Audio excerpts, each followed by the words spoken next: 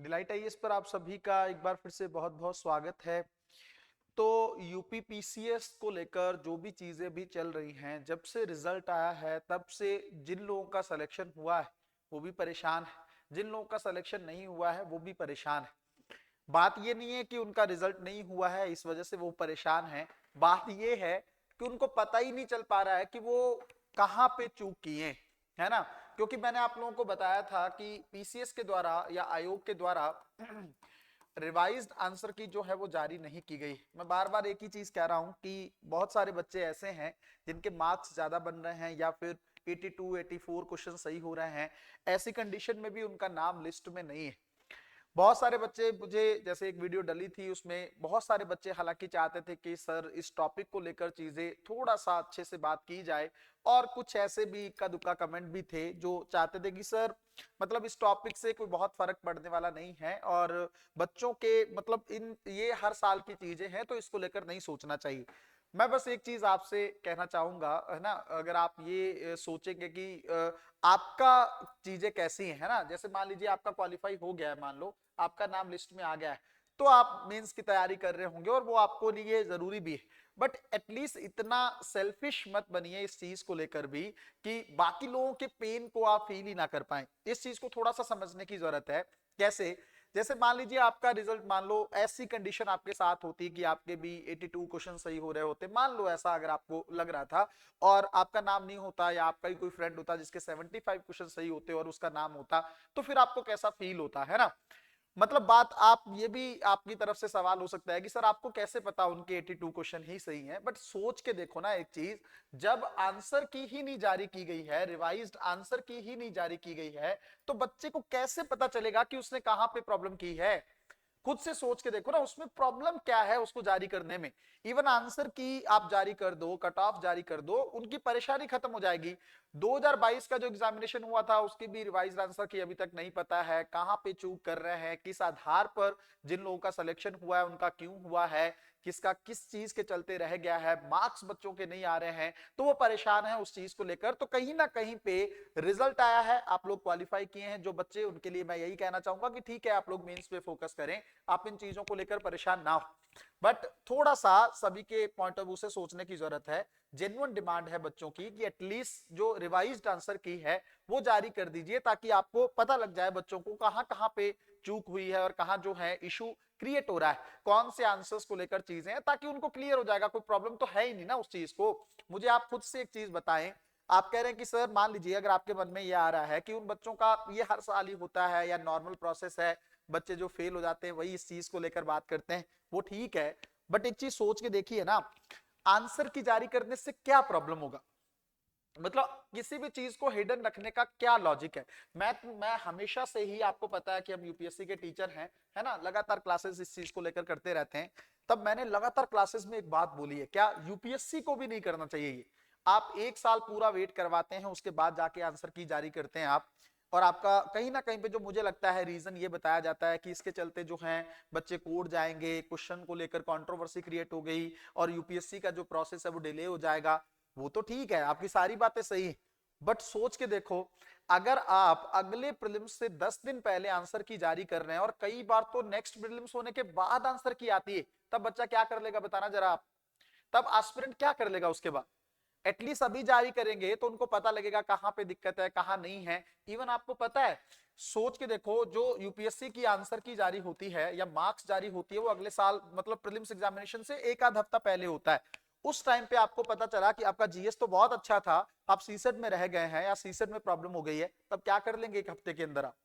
तो ये पारदर्शिता है जो ना केवल यूपीएससी को लानी चाहिए बल्कि पीसीएस को भी लानी चाहिए।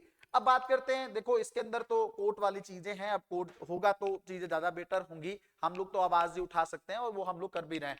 दूसरी चीज ये है बच्चों की, जो आरओ का जो एग्जाम है ना, एआरओ का या आरओ का जो एग्जाम है, रिव्यू ऑफिसर वाला, इस एग्जाम को लेकर भी आपको पता है पिछले साल से 2 साल इस चीज को लेकर हो चुके हैं।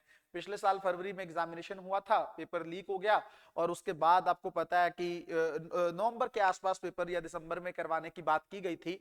फिर उसके बाद सरकार ने कहा कि नहीं, जो है प्रोटेस्ट हुआ बच्चों का, उसके चलते पेपर लीक की घटनाओं के चलते फरवरी में होना था, उसके चलते फिर से जो है यूपी सरकार द्वारा जो है इसको अवॉइड कर दिया गया और कहा, पोस्टपोन कर दिया गया कि अगले 6 मंथ में जिस एग्जाम को फिर से कंडक्ट किया जाएगा, है ना। तो आप सोच के देखो, अभी तक जो है आयोग के द्वारा कोई भी ऐसी जो डेट जो है इस एग्जाम को लेकर जारी नहीं की गई है। कब तक उसकी डेट आएगी कुछ भी अभी पता नहीं, है ना। तो आपको पता है पेपर लीक एक जेन्युइन प्रॉब्लम है जिसको लेकर सरकार काम कर रही है और करना भी चाहिए। सरकार ने समिति गठित की थी, समिति बन भी गई, लेकिन अभी तक किसी फाइनल कंक्लूजन पर नहीं पहुंचा जा रहा है। बहुत से बच्चों को लेकर एक सवाल है उनके मन में कि सर आरओ का एग्जाम कब तक हो सकता है। तो मेरे हिसाब से जून जुलाई से ज्यादा डिले नहीं होना चाहिए, सरकार को इस एग्जाम को इस टाइम पीरियड में करवा लेना चाहिए। देखो महाकुंभ को लेकर बातें थी, अब वो भी प्रोसेस खत्म हो चुका है, अब आयोग भी फ्री है इस चीज को लेकर, उसको भी अच्छे से काम करना चाहिए और बहुत ज्यादा डिले करने से कुछ होगा नहीं। अगर आप सोच रहे हैं कि पेपर डिले करने से पारदर्शिता और आ जाएगी या पेपर लीकेज को रोका जा सकता है, अगर सरकार चाहे और अगर आयोग चाहे तो बिना किसी पेपर लीक की घटना के और एकदम बहुत अच्छे तरीके से चीजें करवाई जा सकती हैं। प्रॉब्लम कहां पे है कि लगभग 11 लाख बच्चों का एग्जामिनेशन करवाना है और सेंटर्स को लेकर सहमति नहीं बन पा रही है कि कैसे इस तरीके से एग्जाम करवाया जाए कि पेपर लीक ना हो, है ना। तो अब ये कितना टाइम लेंगे इस चीज को लेकर, आप कितना ज्यादा डिले करेंगे। आप बच्चे आप सोच के देखो ना, अक्टूबर 2023 का से समय से ये चीजें चल रही हैं, लगभग 1.5 साल होने की कहानी को है और अभी तक जो है बच्चों को पता नहीं है कि एग्जामिनेशन कब हो। एटलीस्ट एक डेट तो दे दीजिए उनको, एक तारीख दे दीजिए जिससे वो लोग उस तरीके से तैयारी कर सकें। तो मेरे हिसाब से मेरा प्रेडिक्शन ये बैठ रहा है कि लगभग लगभग जो है जून के आसपास ये एग्जामिनेशन होना चाहिए, मई या जून के आसपास। और डिले भी होगा तो एक आध महीने और डिले हो सकता है, इससे ज्यादा सरकार को नहीं करना चाहिए, या आयोग जो है कहीं ना कहीं पे सहमति को लेकर पहुंच सकता है। और जो इसका नोटिफिकेशन है वो भी शायद आयोग जल्दी जारी कर दे, या इसकी जो सूचना है वो पब्लिक कर दे बहुत जल्द, और करनी भी चाहिए, अब समय नहीं है बच्चों का। या जो एस्पिरेंट तैयारी कर रहे हैं उनका, उनके माइंडसेट से सोच के देखिए, आप 2 साल से एक एग्जाम की तैयारी कर रहे हैं, आपको पता ही नहीं है कि इसका एग्जाम कब होना है, कितनी ज्यादा फ्रस्ट्रेशन वाली चीज है। कई लोग तो ऐसे, जैसे चलो मान लिया आप यूपीएससी के साथ तैयारी कर रहे हैं तो शायद आप उतने परेशान ना हो, यूपीएससी का एक साइकिल चल रहा है उसके साथ आप तैयारी कर रहे हैं। बट अगर मान लो कोई ऐसा स्टूडेंट है जो सिस्टमेटिकली एक सिर्फ एक ही एग्जाम पे फोकस करके बैठा है, आरओ पे या एआरओ पे, उसको लेकर उसके माइंड में क्या चल रहा हो। और पीसीएस को मान लो, सिर्फ अगर आप यूपीएससी के साथ पीसीएस कर रहे हैं हो सकता है आपको उतनी दिक्कत ना हो, बट अगर कोई कंप्लीटली पीसीएस पे ही फोकस हो, उसका माइंडसेट सोच के देखिए, उसको नहीं समझ में आ रहा है 2022 से चलते कहां कहां पे चीजें दिक्कत हो रही हैं, आंसर्स कौन से गलत बैठ जा रहे हैं, है ना। और अभी भी अगर उसके मार्क्स ज्यादा आए हैं या ज्यादा क्वेश्चन सही बैठ रहे हैं, जो आंसर की जो है प्रोविजनल जो जारी की गई थी आयोग के द्वारा उसके आधार पर, तो उसके दिमाग में क्या चीजें आ सकती हैं, कहीं ना कहीं पे उस नजरिए से हमें सोचने की जरूरत। सभी आयोग चाहे वो यूपीएससी हो पीसीएस हो, इन चीजों को लेकर सोचना होगा। और मेरे हिसाब से ना, मुझे ऐसा लगता है इसका प्रैक्टिकल सॉल्यूशन ये है, यूपीएससी के साथ एक बैठक जो है सभी आयोगों की हो सकती है, किस तरीके से वो पेपर को डील करते हैं, कैसे जो है एसडीएम की देखरेख में जो है पेपर भेजा जाता है कि यूपीएससी का पेपर लीक नहीं होता है ना। अब आप में से कोई बच्चा कह सकता है कि सर शायद होता हो, हमें पता ना लगता हो, बट इतने बड़े स्तर पर चीजें नहीं होती होंगी। अगर एक आध जगह पे कोई दिक्कत थोड़ी बहुत आती होगी, बट यूपीएससी का अगर ऐसा होता होता तो शायद यूपीएससी के एस्पिरेंट भी चुप ना बैठते, वो भी गलत गलत चीज तो कोई भी बर्दाश्त नहीं करेगा ना, चाहे वो पीसीएस के एग्जामिनेशन वाले हो यूपीएससी वाले हो, कोई भी बर्दाश्त नहीं करेगा।